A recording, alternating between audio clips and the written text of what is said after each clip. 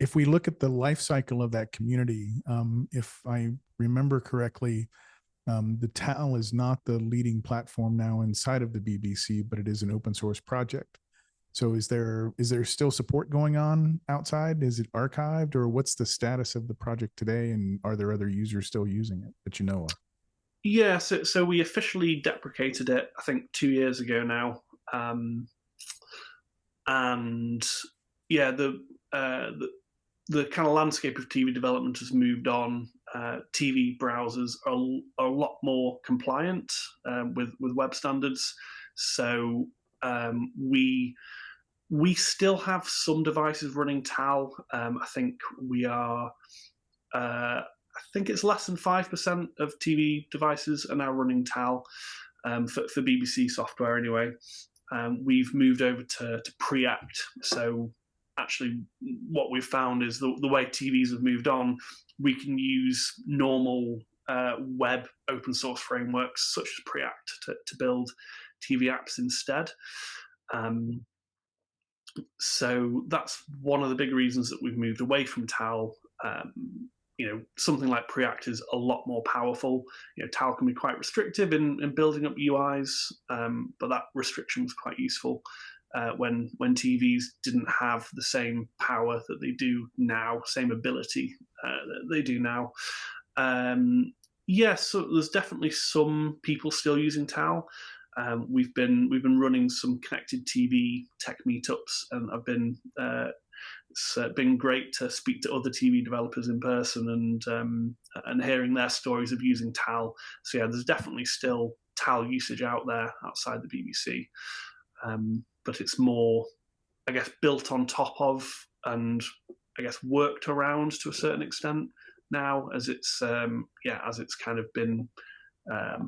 As it's kind of outdated and being replaced by standard web technologies now.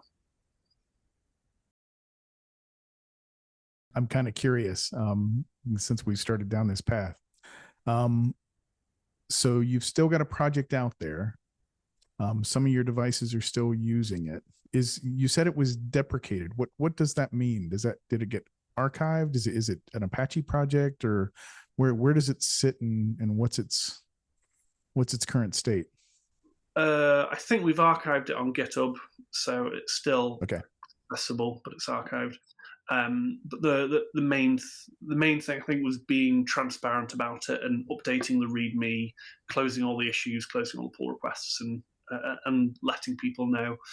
One of the things we did on that deprecation notice was we put a kind of email address to say, get in touch with us if you have any questions. And that was kind of one of the things that actually started the TV tech meetups that I mentioned. So that was a nice side effect. But yeah, in terms of deprecation, it's a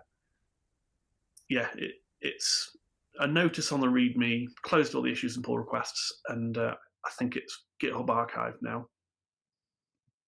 I mean, it's a pretty cool side effect if you're deprecating and archiving a project and you get like a tech meetup series coming out of it. I think that's kind of a good example of how to like archive a project properly, because I don't think that all projects have like a, hey, if there's anything, there's this email address where you can still try kind of thing going on. It's pretty cool. I mean, the part of the reason why I'm kind of running that through in my head is the Cyber Resilience Act out of the EU, and what's the state of archived projects, and the responsibility of a commercial organization who puts something in open source that is, leveraging it on a commercial basis. What kind of obligations do you have? Do you have to do a takedown fully, or is archived good enough? I mean, that's actually a question I don't know the answer to. Yeah, to be honest, I don't either. No, off the top of my head, I can't. I've not seen any action we've taken off the back of the Cyber Resilience Act. I guess we're not. I guess we're not selling TAL, but I do. From last time I looked at the Cyber Resilience Act, I think there were there was some obligations on open source as well. But yeah, I'll have to look into that one. That's a good reminder. Yeah, and I think archiving, if it's not explicit with the CRA, identifying something that is archived as clearly a user's responsibility and no longer any other suppliers and responsibility, that should be very clear. Because I think you've done everything right. It's just I wonder if that actually does clear you in the eyes of the CRA. Yeah, that's a really good point. I'll have to double check that. But I think our main motivations for being transparent about moving away from TAL was kind of the reputational side of things. Like open source, I think, can be really good for a company's reputation if they do it right. And I think that's especially important for a publicly funded company like the BBC. There's a big push from certain parts of the industry for public money, public code. That's not something that we've kind of fully embraced. We kind of still think we have trade secrets and things like that.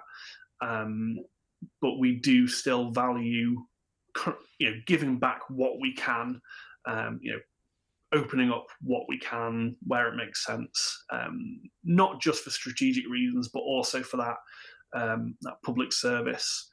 But yeah, part of doing open source for those public service and reputational reasons, like you need to do it properly, you need to be transparent about it, rather than just kind of leaving software out there and ignoring pull requests, ignoring issues, things like that.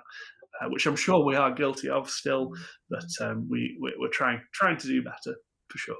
It's okay. Everybody else is at least a little bit guilty of that as well, so don't fret too much.